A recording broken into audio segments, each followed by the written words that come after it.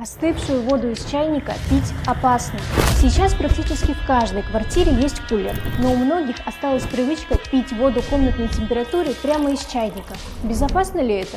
Конечно же нет. После кипячения, как только вода опускается до температуры 40 градусов, она становится оптимальной для роста бактерий. И даже если охладить эту воду, бактерии не погибнут. Безопасно использовать только холодную фильтрованную воду, то есть чем холоднее вода, тем она безопаснее для вас. Поэтому еще лучше хранить ее в холодильнике. Тогда воду можно будет использовать до 2 недель. Мы Акватек и беспокоимся за ваше здоровье.